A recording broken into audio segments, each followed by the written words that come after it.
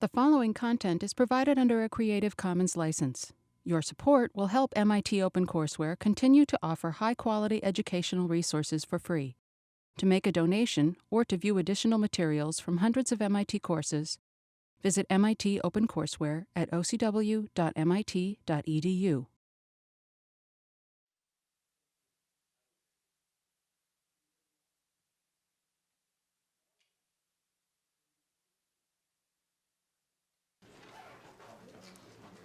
Good evening, people.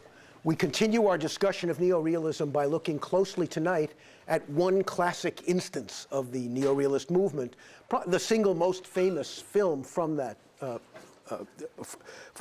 school, Bicycle Thieves. Before I turn to talking a bit about aspects of Bicycle Thieves itself, which I hope will frame your viewing in a way that will help you get a lot out of the first viewing of the film, I want to say a few words about Vittorio De Sica himself. I mentioned this afternoon that the neorealist movement, although it was immensely influential, and continues to be influential, in fact, on realist filmmakers and on documentarians, and it was, especially in its earliest phases, hailed globally as a very remarkable movement. It incited criticism almost from the beginning inside Italy. And I suggested this afternoon that some complaints against the movie essentially came from conservative forces in the society that felt that the portrait of decay and breakdown and dislocation that was at the center of neorealist films. After all, they were about the contemporary world and about the broken universe the broken planet, or at least the broken Europe that we encountered after the war. There were many conservatives who in Italy who felt that it promulgated a bad image for the society, that it made investment more difficult, that it was a kind of downer. And this criticism was very powerful. But what really undermined the movement in terms of getting financing, the reason that the movement sort of ended after about the time Umberto D., the last of the truly neorealist films that De Sica made, was produced in 1952. So its life was, very, very brief. That many people would say that was the end of neorealism, although there are some films that come after that that have neorealist dimensions and elements in them, including some by Fellini. Still, the idea that the movement had a very short life despite its immense influence is an accurate one. But what I had left out this afternoon is an important qualification or addition, which is that the films also incited criticism from the left. You would think that that's, when you see Bicycle Thieves, you'll see why that might be a surprising fact, because the sympathies of the film are so totally on the side of the underprivileged and the underclasses of the culture, that it's difficult from our contemporary vantage point to see what would have offended leftists. But there was a very vigorous and theoretically sophisticated communist movement in Italy in this period, as there continues to be today in some degree. Many people on the left, especially communists, but socialists as well, also complained about neorealist films, and in particular about De Sica's films, because their complaint was not that the difficulties of the world were exposed. They were perfectly happy with that, but they were angry that there wasn't a program for renovation. What they were really angry about was that there wasn't a Marxist or a socialist program built into the films. And it's always struck me as a very revealing and interesting fact about the movement that it couldn't satisfy either left or right, even though these films are among the most powerful and compassionate films about the lives of ordinary, of not just ordinary people, but of people without power, of people without control over their lives, that have ever been made. So it's a curious fact, and it bothered De Sica all his life that he seemed unable to please either side in that political argument. And at one point in an interview, he said something. If I can find my notes, I'd like to quote to you. He said, in response to a question that asked him, why do you think the socialists and the communists were or at least some socialists, and remember Zavattini was a socialist, so he collaborated deeply with and loved De Sica and collaborated with him on his most important films. So I don't mean that all socialists thought ill of neorealism. They did not. But some did, and certainly people on the far left definitely did. And here was De Sica's response to why. He said, he expressed disappointment about this, but his response really in a way is a critique of the programmatic demands that these people were making on his films. He said, "My films are a struggle against the absence of human solidarity."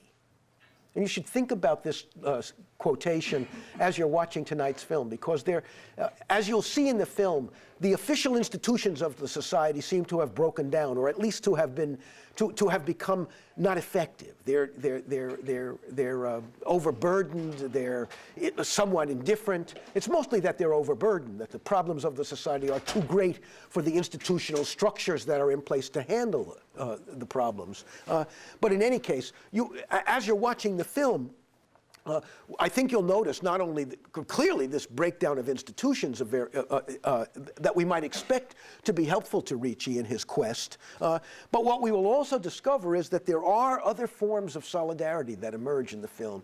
One of them is the solidarity of husband and wife. Another is the solidarity very much tested in the film. It's the great central theme of the film, the solidarity of father and son.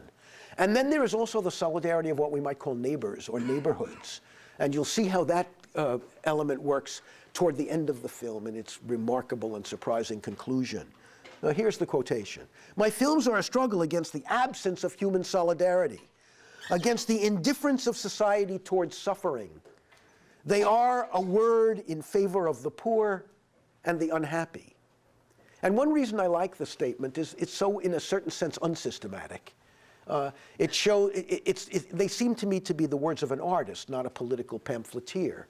And they partly explain the richness, the resonance, what I've been calling the multiplicity of Bicycle Thieves. There's a moment in Bicycle Thieves about which André Bazin has written very beautifully, the same critic that was a champion of French poetic realism and of Jean Renoir, of course, becomes one of the great champions of Italian neorealism. He can see that the Italian form of realism is an extension and elaboration, and in some ways a deepening of the implications of poetic realism. And he's written brilliantly about the neorealists, and especially about De Sica. And there's one place in the film that he particularly focuses on in one of his essays. I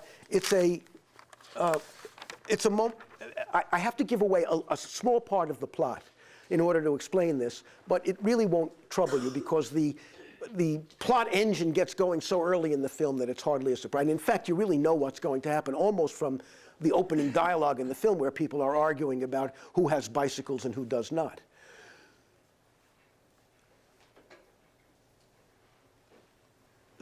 The film is organized in a very elegant, relatively simple way. It covers essentially 3 days of time.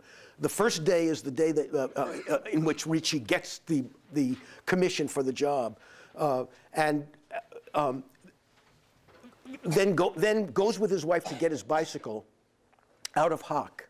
And you'll see that they have to go through certain kinds of tricks to find the money to do this. And then once he has his bicycle, he goes to work. And on his first day of work, guess what happens? Someone guess, who hasn't seen the film. What do you think might get stolen? Okay, right. His bicycle is stolen on the first day of work, okay? Now, the fact is, you're really not surprised when it happens, because almost from that first scene, you're aware that bicycles are this incredibly precious object in the world, and yet also incredibly common, and that's part of why it's such a resonant symbol in the film.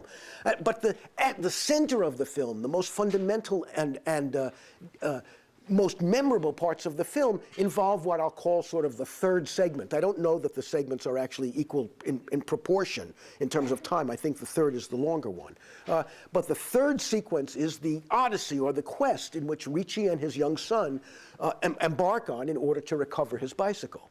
So he spends the whole, I think he gets his job, gets his bike, starts his job on Friday, has his bike stolen on Friday. or maybe it's on Saturday. In any case, he then gets his bike stolen. He then asks for help from various sources, and the following day he spends the entire day walking through the city of Rome looking for the thief, trying to find his bike.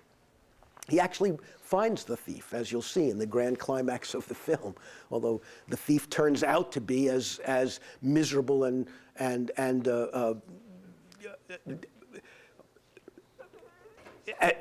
as miserable and a person and at least as much without prospects as poor Ricci himself. And something very interesting happens in that moment in the film, because your sympathies shift in some way to the thief in an odd way, and you watch as his neighborhood gathers around the thief to protect him in certain respects. So the heart of the film is this search that the father and the son go on through the third day of the plot, looking for the bicycle. And as the day wears on, the father becomes more and more nervous, more and more uneasy, more and more filled with anxiety. The bike seems to him the solution to all difficulties. And sometimes the son slows him down, and there are scenes in which the father becomes annoyed or angry with the son. I'm getting a bit ahead of myself, so I won't repeat this again, but I'll come back to these matters, the theme of fathers and sons. In any case, there's a moment in this Odyssey where the father and the son are engaged in this search for the bicycle, when it's just after, I think it's exactly at a moment when there's a gigantic downpour. They're caught in a terrible rainstorm. I think, in fact, the rainstorm may have caused this. The boy has to pee very badly. And so he interrupts the quest to go and pee. I mean, you have to go. But the father's so upset that the boy has slowed him down that he slaps him. And you get a sense that it's maybe the first moment that this man has ever struck his son. I mean, it's a tremendously fraught moment. This is how Bazin talks about it. And this is why I mention this moment now. It's a way of illustrating this principle of texture or openness to experience that's part of De Sica's vision of the world. He is a socially conscious director, but he's not a programmatic or a politically preachy director. So Bazin focuses on that moment I've just described to you, and he says, the boy needs to pee. A downpour interrupts the chase. Then he says, quote, the events are not necessarily signs of something, of a truth of which we are to be convinced. They all carry their own weight. The rain, the need to pee, the father's anger, right? They all carry their own weight, their complete uniqueness. They all have, Bazin says so finely, they all have that ambiguity that characterizes any fact. When a film is able to capture that ambiguity that characterizes any fact, it's a work of art. Right? It can't be programmatic if it does that. And in fact, the moment I'm describing is really, in some sense, a version of what I've been calling the neorealist counterplot. What constantly happens in good neorealist films, and what happens again and again in The Bicycle Thief, is that the ongoing quest for the bicycle is retarded or interrupted by various kinds of accident, disturbance, strange encounter.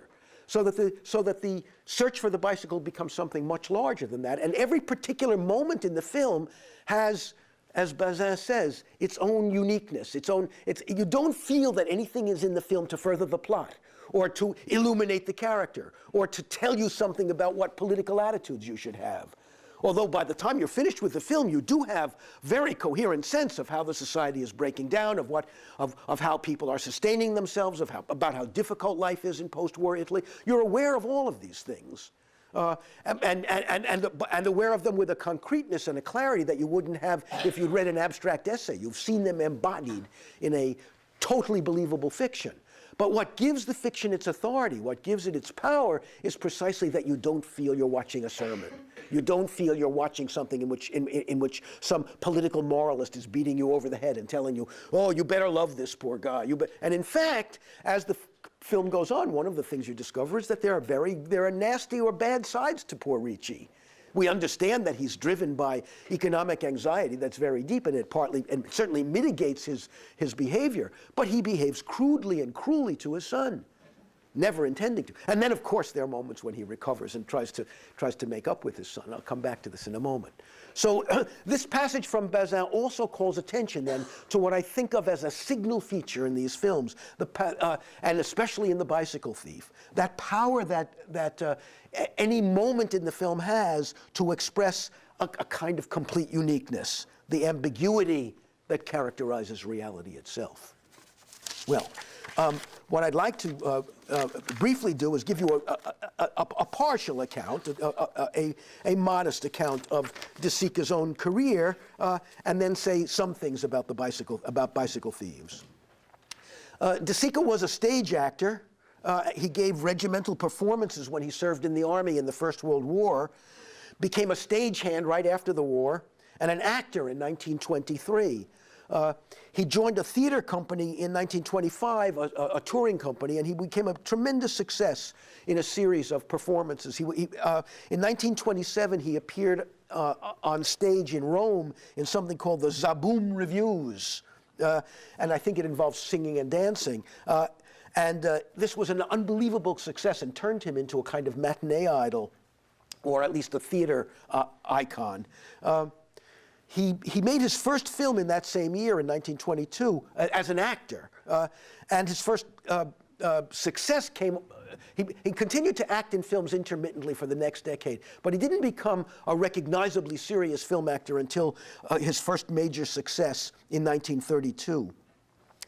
And then for 10 years, he's a kind of matinee idol in Italian movies. He made over 40 films in the period as an actor between 1932 and 1942. A very handsome man, as some of you may know if you've seen him, and capable of great subtlety as an actor. This may help to explain why he was such a great director of non-professional actors, because he knew intuitively, I think, how to bring out a performance from someone who was not trained in performing, in acting. He begins to direct in 1940 and makes a series of interesting but forgettable films, I suppose. His first really significant film, from one angle anyway, especially if we're interested in the development of neorealism, is a film he makes in 1942, co-screenwriter Cesare Zavattini, entitled "The Children Are Watching Us," and I've seen the film. It's not a great film, but it's an interesting film, and there are some remarkable moments in it. The title tells you something about the neorealist commitment to focus on the underprivileged and the disempowered in society. Many neorealist films focus directly on children. And The Children Are Watching Us is one such film.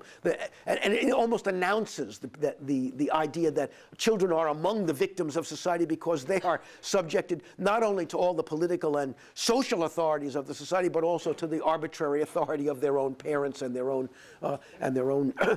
immediate family environment. So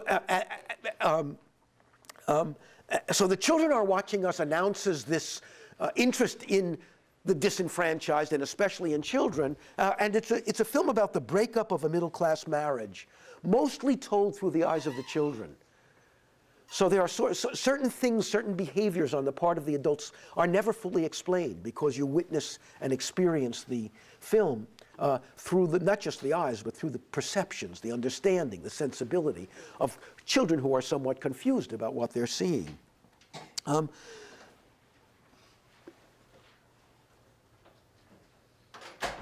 The film that established him as an international figure and established neorealism as an international movement was one that De Sica and Zavattini collaborated on in 1946, and it was entitled Shoeshine. And I sometimes have been tempted to show Shoeshine in this course, even though it's a much less perfect film than Bicycle Thieves, because in its own way, it's so powerful and moving. One of the most interesting things about neorealism, apart from the fact that it was so short-lived, is how relevant the films still feel today. If you watch Shoeshine, or another of the films that I've listed here, Umberto D, which is about the problems of people who have gone into of the old. It's the people who are retired, pensioners, and the problems they face when there is horrific inflation. De Sica dedicated that film to his father. And it's about an old man who's very proud. He he dresses very well, but he's tremendously isolated. He's terribly poor. He's almost reduced to begging in the course of the film. And there's even a moment near the end of the film where he contemplates and then pulls back from suicide. But watching that film today, it feels much less dated than some films that are much later that were produced 10, 15, 20, 25 years after it, because the theme is so relevant. I mean, because we know that in society today, there are so many, in all Western societies, but especially in the United States, there are pensioners who can't make ends meet. And the same thing is true, I think, in some degree of the fate of children in modern society. So Shoeshine, although it has a very melodramatic and violent ending, it's an immensely powerful film. Essentially, it's a story about two boys, two Roman street urchins, who are taken advantage of, in some sense, by their own relatives, who are trafficking in black market goods. It's just the same. It's set in the same moment at the end of the war. In fact, the film opens with these urchins trying to make a living as shoeshine boys. That's where the title comes from. And these shoeshine boys are wandering the streets of Rome, going up to American soldiers who are dominating the streets. It's still an occupied city, asking soldiers if they want shoeshines. The children are unbelievable victims. They're very close friends. They end up buying a racehorse, a broken down old racehorse that can't race anymore, and they stable it someplace. And they're very excited about their possession of this horse. And there's some early scenes in which you see them riding on the horse with tremendous joy and so forth. But of course, this is the dawn before the miserable night, because what then happens is the kids are taken advantage of by by a close relative. They're involved in black market activities. The adults use the children because they know that the children are less vulnerable than they would be if they're caught. The children are caught, they're sent to reform school. And most of the film takes place in the reform school. And you see these two bright-eyed, beautiful young children, maybe 10 years old, who are the fastest and closest of friends when they go into jail, slowly breaking down. You see their humanity being beaten out of them by the conditions in the reforms in the children's prison. It's a terrible, disturbing film in part because you can see that the people who are running the prison actually mean well. They're not vicious, evil people who want to harm children. They just can't. The system seems designed simply to cause more harm than good, and to destroy the vitality and optimism in kids. And when I say the film ends melodramatically, one child strikes out at his erstwhile best friend and knocks him down a bank, and he dies. So he in effect accidentally murders a person who had been his dearest friend. And I think it's a failure in the film. I think that you didn't need the murder for the meanings of the film to be available. And I think that De Sica learned something from that. And when you watch the ending of The Bicycle Thief, one of the things I hope you'll ask yourself is, why is it so apparently undramatic? And why does that undramatic ending in the end seem so profound, so moving, so meaningful? It's as if De Sica sort of learned his lesson. It's as if he drove his point home too heavily at the end of Shoeshine, and he realized that to have a truly organic text that did what Bazin wants text to do, reflect the unique ambiguity of every experience, the ending of Bicycle Thieves does that much more effectively, as I hope you'll watch for when you're watching the film. So Shoeshine made a tremendous impact, and it won the first of 4 Academy Awards that De Sica won as Best Director. This was for the Best Foreign Film of the Year in 1946, and it put neorealism on the map. And then, 2 years later, Zavattini and De Sica followed with what I suppose we could call their masterpiece, Bicycle Thieves. I want to say, this is not a remotely complete list of De Sica's films. I've just listed some highlights here because I want to give you a sense of his work. I've mentioned Umberto D already, the last neorealist film, according to many people. And a very moving one about an old pensioner. The film Two Women starred Sophia Loren, one of the great sort of pulchritudinous Italian movie stars of the 50s and 60s, and it got a lot of attention. And there were many other interesting films that he made. But one of his great triumphs was the very last film he made, and that's why I want to mention it. Zavattini returned to do an uncredited co-screenplay work, to do uncredited screenplay work on Finzi Contini, and you can feel Zavattini's hand in many moments in the film. It's an adaptation of a novel, and of course, as some of you may know, it's really a Holocaust film. It's about the build-up to the Holocaust, and the Finzi Contini are very wealthy Italian Jews. The story is about a poor young Jewish scholar who is, because of the anti-Jewish laws that are developing in fascist Italy, is barred from using the public library.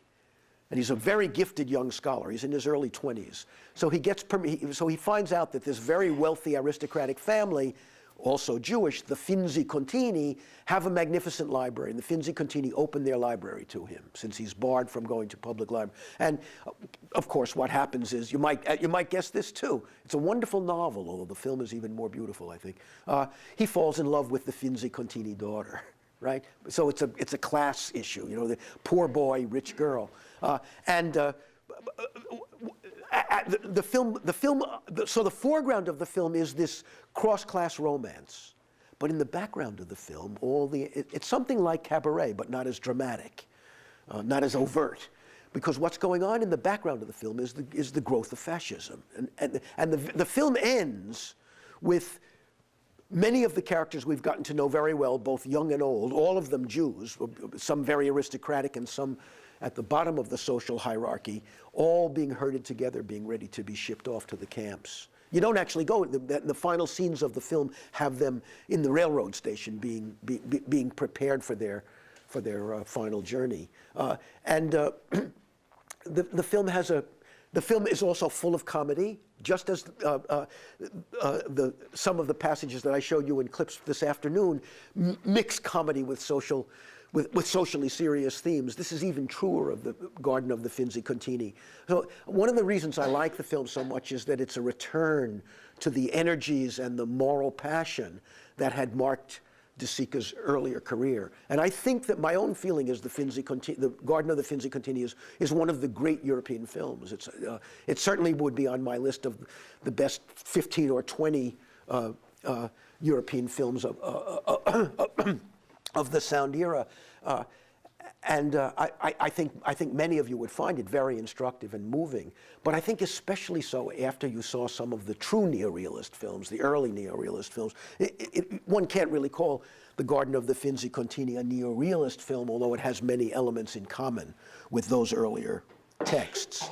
So De Sica was a remarkable man, a significant actor, a great director.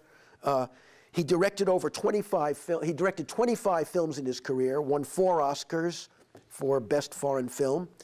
He acted in more than 150 films, mostly light, comic, social manners kind of roles.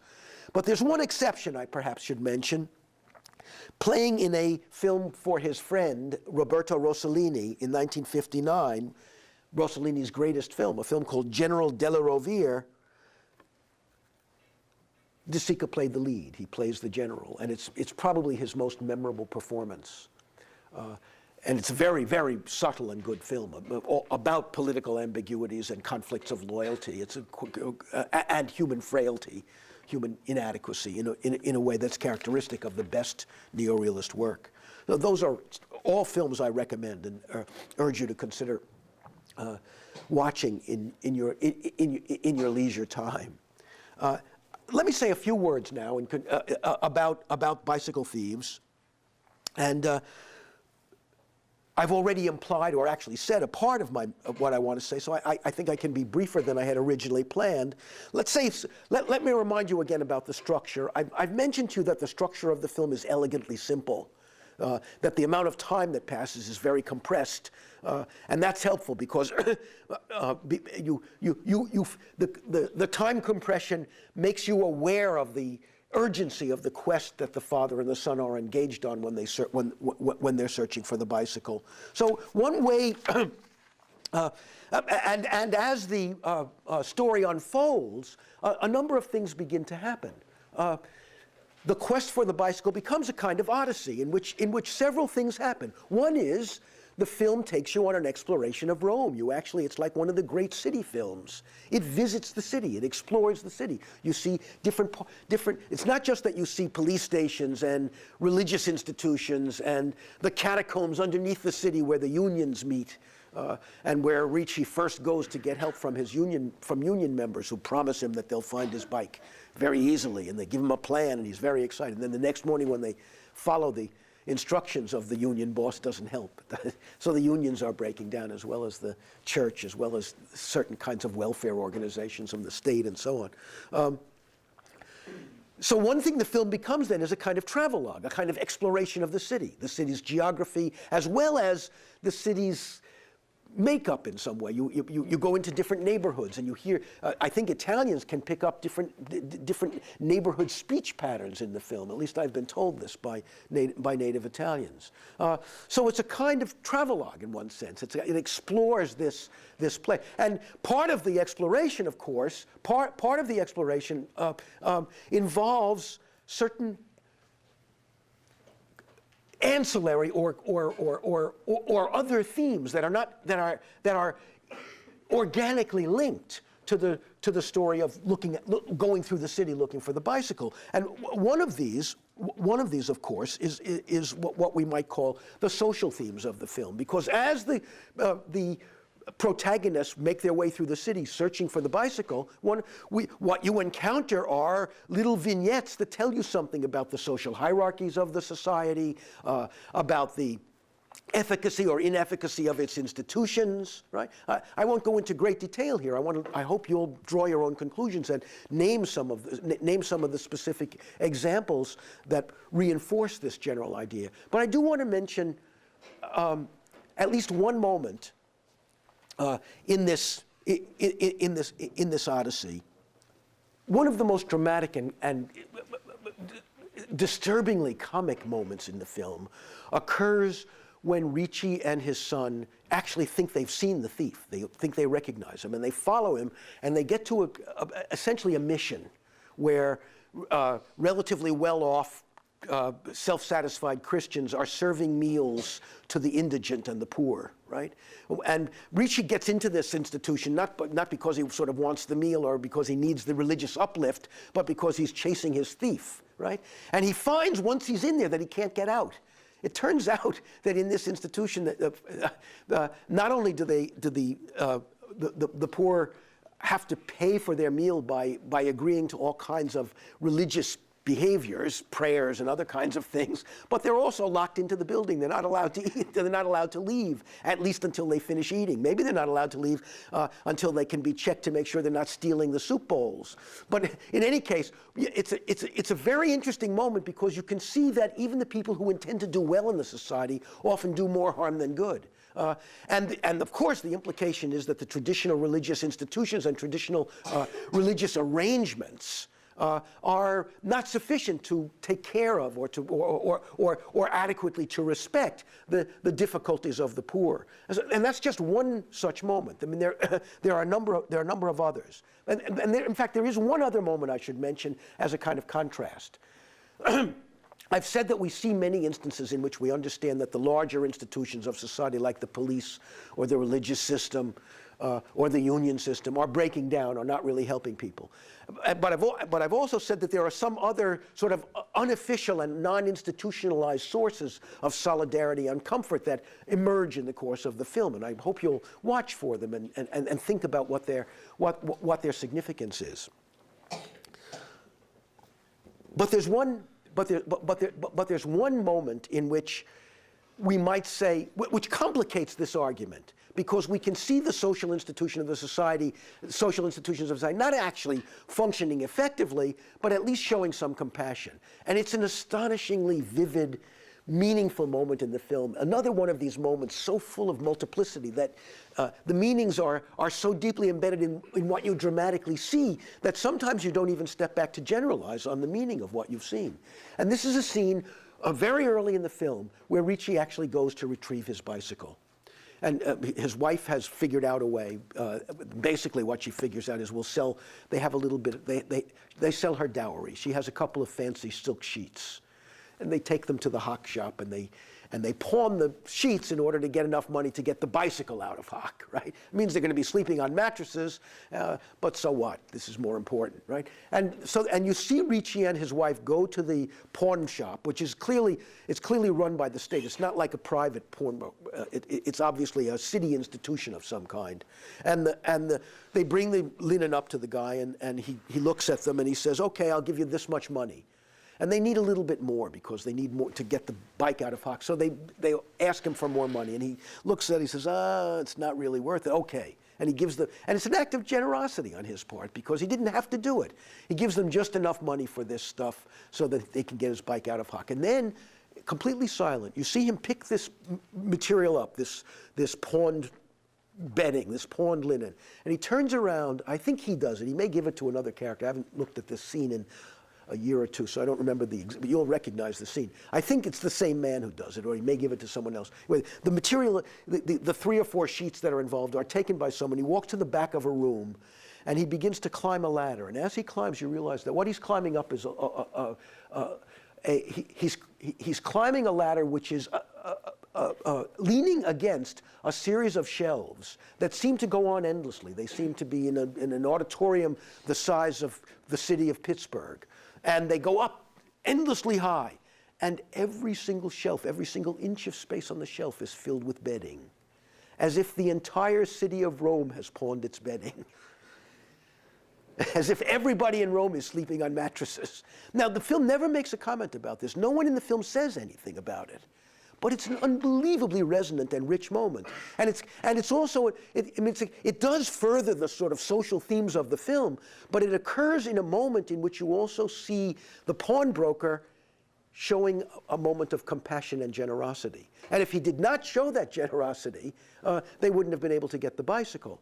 So it's a complicated moment. It does, I mean, if all this linen has been pawned, there's some question about whether or not the city services are doing much good for anybody. The city's in obvious trouble if nobody has any bed linen any longer. The implication is this is an unbelievably impoverished and damaged environment. But it's done in such a quiet, and there's even it's done in such a quiet way. There's even something almost comic about the sense you have of the endless number of these things. Even the idea that you have to distinguish one from the other seems, from our vantage point, a bit silly, even though each one has a ticket on it, each one belongs to an individual family.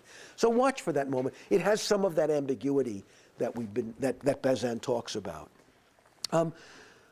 So the structure of the film is organic in the sense that nothing that happens in the film doesn't seem to arise naturally out of the needs of the characters. We have to find our new bike, we have to find our bike, and in the course of their travels, other things happen. The boy has to pee, they get hungry, they have to eat, or sometimes it rains, they have to get out of the rain, right? And that becomes part of the ongoing sort of organic development of the story. You never once feel, I think, in this film, that any event has been imposed from the outside. Every event seems to arise naturally out of the circumstances and nature of the characters.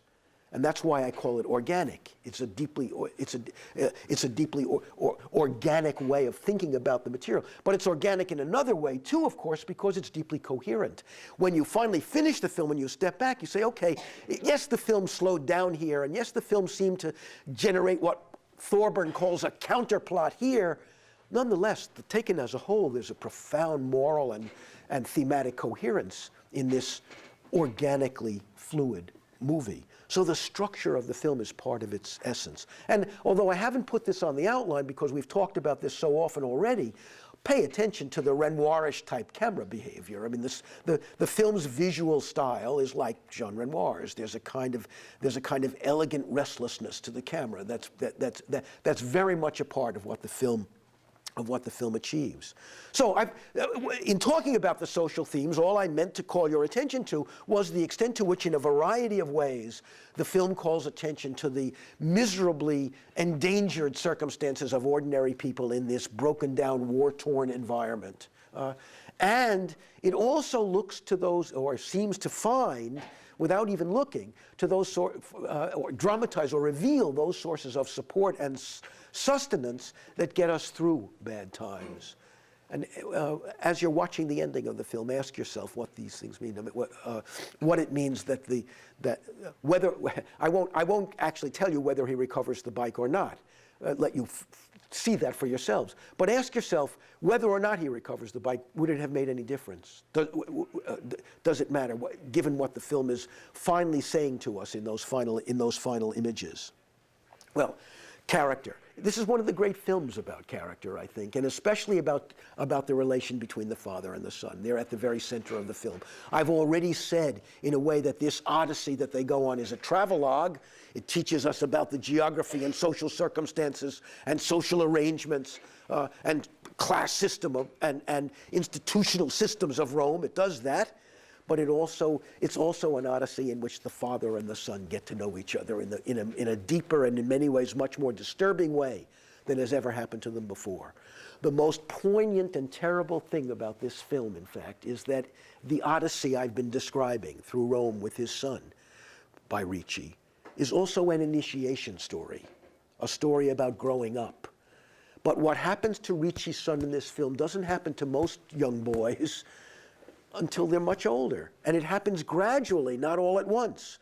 But what Ricci's son discovers in the course of this day are his father's flaws. He discovers things about his father that no boy really wants to know, even if he's 67 years old, like your professor. And he discovers these things about his father in the most stressful circumstances. His father is violent toward him. His father is indifferent toward him. Then there are moments when, after his father feels terrible anxiety and grief over the way he's treated him, where his father tries to make up with him. And you can see the boy not wanting to let him do it. It's unbelievably rich. And I don't think anyone who pays attention to this will fail to recognize the interactions between the father and son as unbelievably true, marvelously accurate to the way in which loving parents and loving children often interact with each other, because they have many moments where they're really not happy with each other at all. What the boy discovers about his father are some things that no child ever wants to know about his father. Not just that he's flawed, but that he's deeply, deeply flawed, that he's capable of really terrible behavior. And the boy and something then happens in this odyssey. It's one of the subtlest things about the film. The basic relations between fathers and sons are reversed. And we find that the son, this little child, is twice in the film in the position of having to rescue his father. I'm simplifying certain things because I don't want to give away the plot, but you'll see how this works out in the film. I mean, there are two moments in the film in which Ricci's fate would be far more dire than it is because of his son's presence. His son, in a sense, is his savior. So that the fathers are supposed to protect their sons, not the reverse. And part of the meaning of this adventure is that Ricci has been reduced to such a miserable level that he even has to rely on his son's help in order to get by. And both of them, father and son, experience this reversal. So it's a psychologically traumatic and deeply moving experience. Although, don't misunderstand, I'm not suggesting that the child doesn't come to terms with he does come to terms with what he learns. I think it's quite remarkable. I would have had trouble with what that boy comes to terms with as an adult, and he does it as a child. But I think, of course, it's also believable, as you'll see. So the film is profound and serious about the social circumstances of post-war Italy. It's profound and serious about the indifference of certain kinds of institutional arrangements to the real miseries of human experience. And it is a powerful and deep exploration of human character, and especially, centrally, the relation between Ricci and his son. the relation between fathers and sons, and becomes a kind of one of the great parables of the relations between adults and children, between father. It's one of the great father and son stories of all time. Let me conclude by saying a couple of words about the title. I mean, there's much more in the film I wish I could talk about, but by this time in the course, if you can't get this stuff yourself, I haven't done my job. I hope all of you are watching films much more attentively and carefully than you had before. I hope that your enjoyment has been increased rather than decreased by what you've learned in this course. And let The Bicycle Thief be a test, because in many ways, it's not the kind of film most of you guys would go out to watch. First of all, it's in black and white. Second, it's whatever it is, more than 50 years old, but I think you'll recognize that it hasn't aged, that the film is as compelling now as it was when it was, maybe even more compelling now than when it was made, because some of the political turmoil has disappeared. There's no longer the taint of fascism hanging over Italian artistic productions as there were at the end of the war. There's a historical sense of the importance of this movement. So maybe we can look at these neorealist films with a more objective eye than the original audiences could. In any case, the title is an interesting one. When it was first translated into English, it was, and in fact, it's still widely known. You might have noticed a few slips of the tongue on my part where I started to call it The Bicycle Thief. And the reason is, it's still often called that. And when it was originally brought into the United States and translated both in Great Britain and in the United States, it was called The Bicycle Thief. Now, the Italian is in the plural. It's ladri di biciclette. Thieves of the bicycle would be the literal translation, right? Now, the question is, why the plural? And I think you can imagine the answer just from that opening sequence that I showed you this afternoon. Why would it be plural? Why would the title be plural? One of the reasons is from the very opening sequence, we see that everybody, first that the bicycle is a very ambiguous and complicated symbol in the film. Symbol is a bad word because it's such an actuality that it seems pretentious to call it a symbol. You see hundreds of, maybe thousands of bicycles in the film. That's part of what makes Ricci's loss of the bicycle so poignant. You have the sense as he's walking around the city that, my God, everybody has a bicycle. There are 10 million bicycles in this city. Poor Ricci can't find one, can't find his. It seemed, I mean, there's something horrific about the idea that an item so common could still, for Ricci, be so precious as to constitute his livelihood or a threat against his livelihood if he can't find the bicycle. And you can guess now, on the basis of what I've already said, one reason for why the title is plural. Why? As Ricci's walking around looking for his bicycle, walking through a city full of hundreds and thousands of bicycles, what might he think? What might you think if you needed the bicycle desperately? Why not pinch one? Right, why not thief? So one of the reasons that the title is plural is that Ricci's one of the thieves, right? I mean, I'm only suggesting that he's a thief by sort of psychological inclination. He looks lovingly at bicycles. As you'll see, the plot makes this even more explicit. I don't want to give away the plot. He actually does, in a certain sense, become a thief. But long before he becomes a literal thief and actually puts his hands on someone else's bicycle, and I even think that some people in the audience may get the idea before Ricci does. I mean, you're watching this guy so terrible, looking every place for his bicycle, and he's surrounded by bicycles. He's inundated by bicycles. After he recovers the bicycle, before he goes to work, his wife asks him to take him to a special location. She wants to thank someone. It turns out and they get on the bike, she rides behind him, and he rides over on the bike, and he waits outside this place when his wife goes up. His wife is taking a long time, so he leans his bike against the wall, and he starts to go up the stairs, and he sees that his bike is vulnerable, so he walks down, and he finds a kid, and I think he gives the kid a coin, and tells the kid to guard the bike. And then he starts walking up the stairs again. This is very early in the film, and think how clever this is.